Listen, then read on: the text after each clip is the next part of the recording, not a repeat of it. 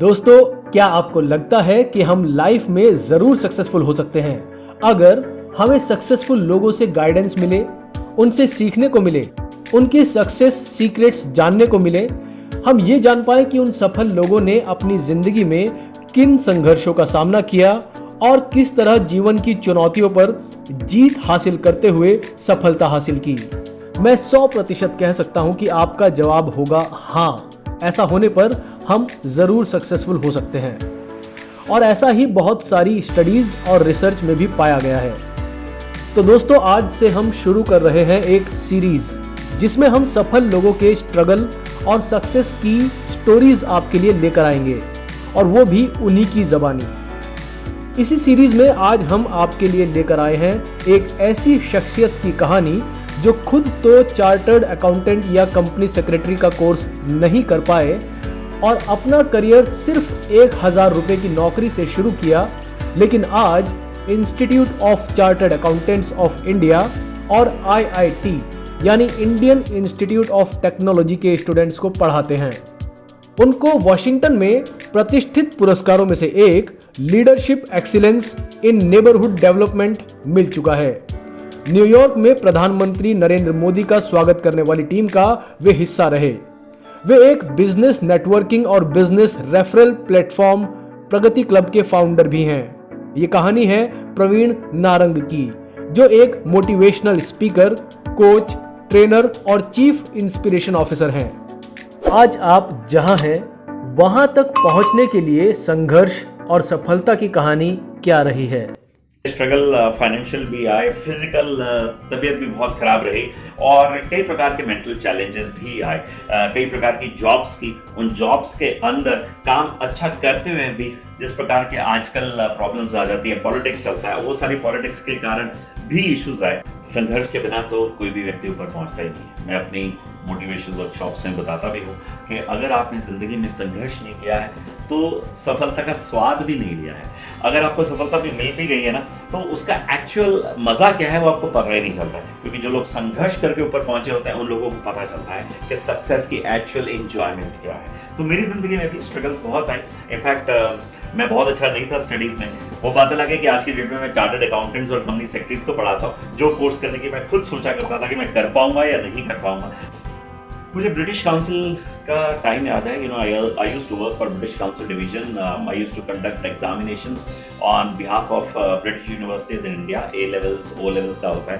तो प्रभु कृपा से अच्छा करा था और अचानक एक ऑफिसर, मैं नाम नहीं लेना चाहूँगा, वो ट्रांसफर होके आई और मेरी बॉस बन गई।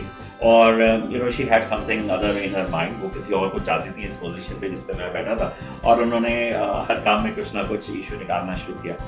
हमारे ब्रिटिशर बॉसेस थे, बहुत ही अच्छे थे। They used to understand each and everything, but because of her influence they started questioning the way I was doing things। and वो मेरी उस समय शादी हुई थी, और मुझे बड़ा अजीब लग रहा था कि मैं घर में कैसे क्या शेयर करूं कि मेरे साथ ऐसा पीरियड ऑफिस में चल रहा है जब ठीक माहौल नहीं है काम करने का। मैं ये बताता हूं कि अगर पॉजिटिव एनवायरनमेंट हो तो मार्जिनल परफॉर्मेंस भी टॉप परफॉर्मेंस बन जाती है, और अगर नेगेटिव एटमॉस्फेयर हो तो टॉप परफॉर्मेंस भी मार्जिनल बन जाती है। और शायद मेरे साथ ऐसा ही कुछ हो रहा था, लेकिन भगवान की कृपा रही। उस समय I started applying at other places also, और Canadian High Commission immigration section से मुझे उस समय कॉल आ गया और मैंने कैनेडियन हाई कमीशन ज्वाइन किया।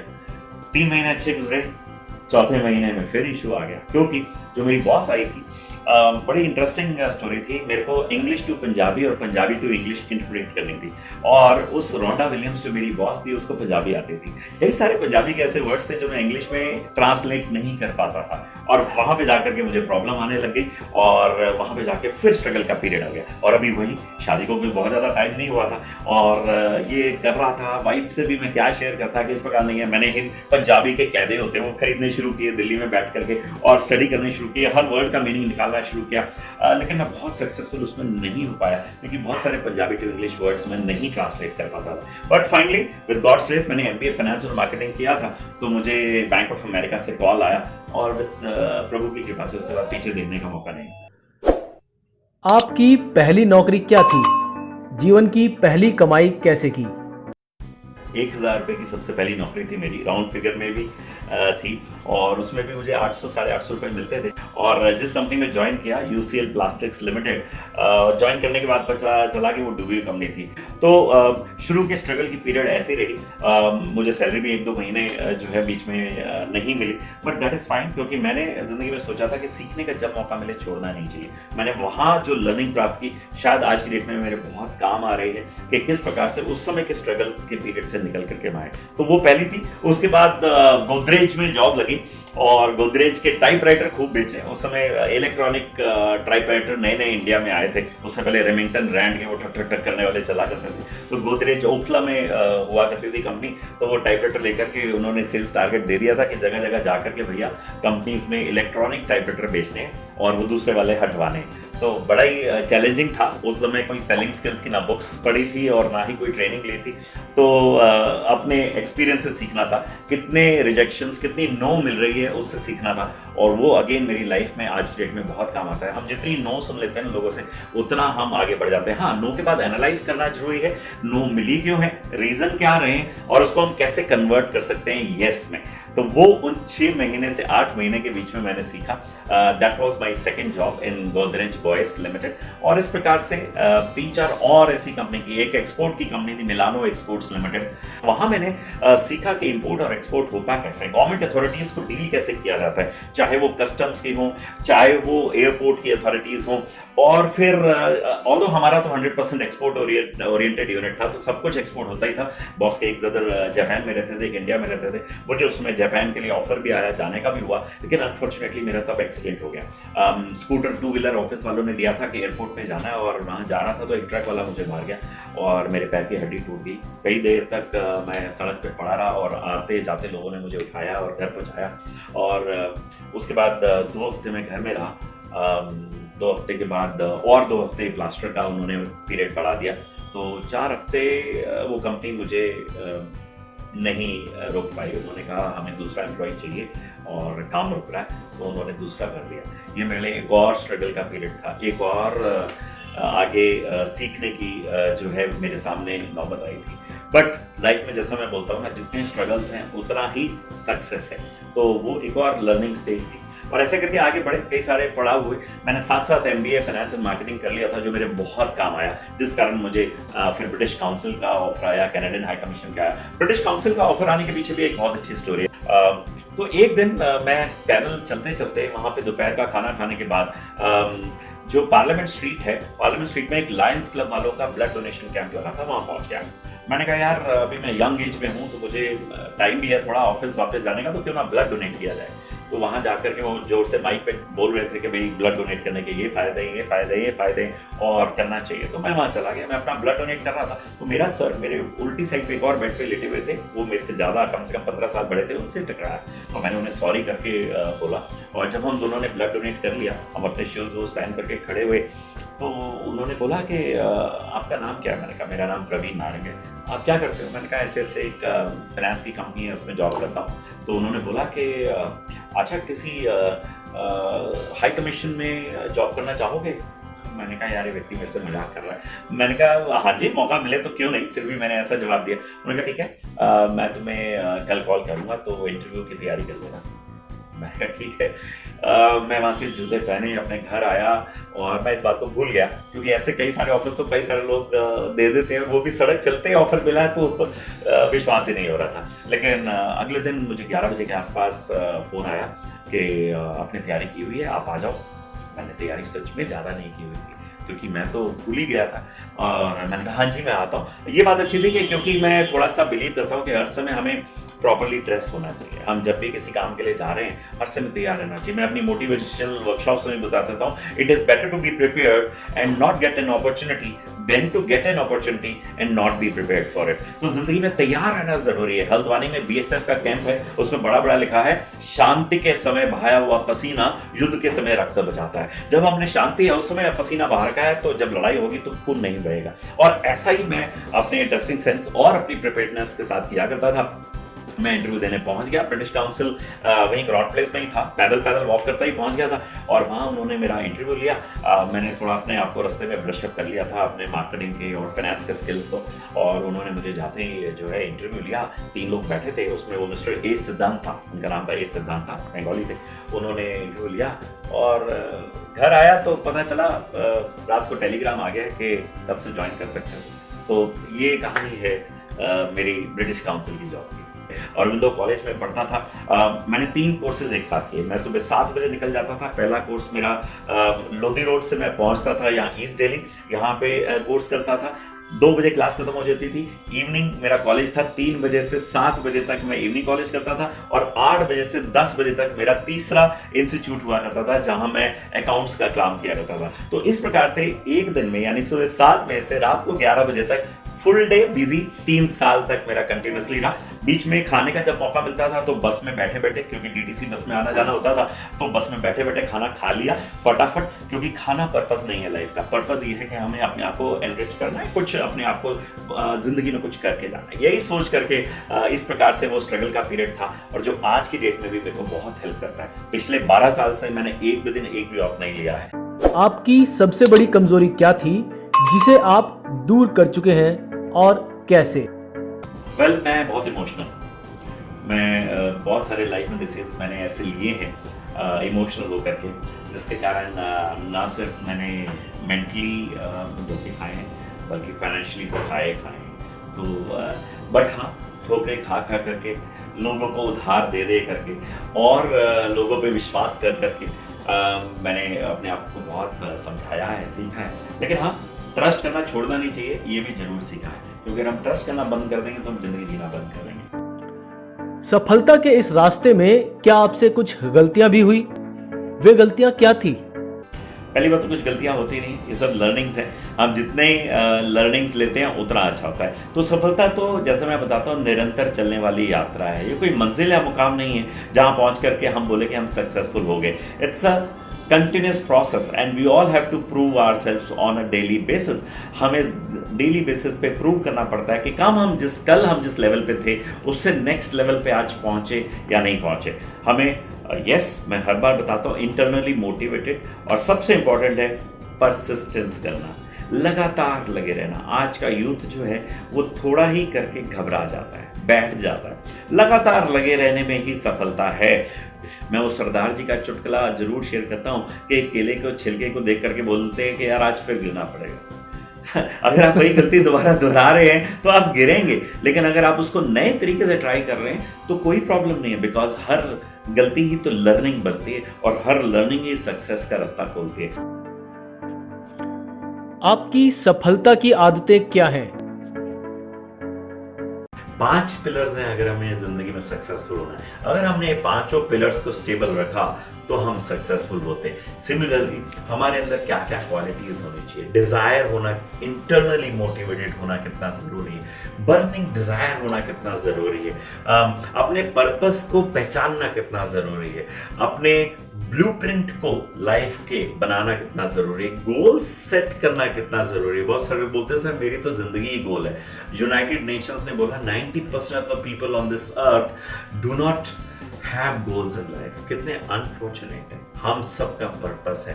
हमें अंदर से मोटिवेट होकर के पॉजिटिव बिलीव करना कितना जरूरी है। ये टाइम भी चला जाएगा, ये मानना कितना जरूरी है। अगर हम बैड टाइम से गुजर रहे हैं और अच्छे टाइम से गुजर रहे हैं तो भी ये याद रखिएगा ये टाइम भी चला जाएगा। ये भी याद रखना कितना जरूरी है। आसमान में ना उड़े, ईगो ना ले आए। आपके सक्सेस सीक्रेट्स क्या हैं? नंबर 1, पॉजिटिवली बिलीव करना है। हर टाइम अच्छा है, हर टाइम में मौके हैं। अपॉर्चुनिटीज जाती नहीं है, कोई ना कोई ले जाता है, राइट। तो अपॉर्चुनिटी तो हर मौके पे है।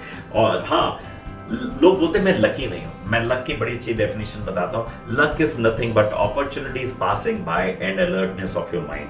अगर आप अलर्ट हैं, हर समय हर एक के आगे से मौके गुजर रहे हैं। जो लोग उन मौकों को पकड़ लेते हैं वो लोग सक्सेसफुल हो जाते हैं। तो नंबर 1, लकी बने, परसिस्ट करें। नंबर 2, पॉजिटिवली बिलीव करें। और नंबर 3, बर्निंग डिजायर रखें। किसी भी काम को अगर पढ़ लिया, स्वामी विवेकानंद ने कहा है कि उसको अपनी नसों में दौड़ा लें, उसको अपने हर समय वही याद करें, मुझे ये काम करना है, मुझे करना है। और जब आप उसे सबकॉन्शियस माइंड का पार्ट बना लेते हैं तो सक्सेसफुल होते हैं। मेरा यही मानना है और मुझे लगता है आप भी ये मानेंगे तो सक्सेसफुल होंगे। जिंदगी में आपको सबसे कठिन फैसला क्या लेना पड़ा? हमने प्रगति परिवार चालू किया, 1 ब्रांच खुली, 2 ब्रांच खुली, हम सोच रहे थे बहुत अच्छे से चलेगा और फिर सोचा ग्रो करने के लिए रोहिणी की तरफ चलते हैं और वहाँ 1 ब्रांच खोली। उस समय बहुत अच्छे व्यक्ति मिले जिन्होंने बोला मुझे तो बस ऐसे काम को सपोर्ट करना है, इसलिए मैं साथ में जुड़ना चाहता हूँ। और जैसे मैंने बताया, मैं किसी के साथ भी इमोशनली अटैच हो जाता हूँ, मैंने भरोसा किया और वहाँ हमने बहुत अच्छे मेंबर्स जोड़े, 40-42 मेंबर 4 महीने में ही बन गए। We were very happy, we were doing very good. Unity Hyundai हमारे मेंबर बन गए, काशवी ज्वेलर हमारे मेंबर बन गए, टॉप क्लास टॉप लेवल के बढ़िया बढ़िया मेंबर बन गए। और इसी चीज़ को देखते हुए उस व्यक्ति के दिमाग में लालच आ गया। उस व्यक्ति ने कहा कि इससे तो और भी तरीके हैं कमाने के, ये सिर्फ प्रगति की मेंबरशिप से क्यों कमाया जाए।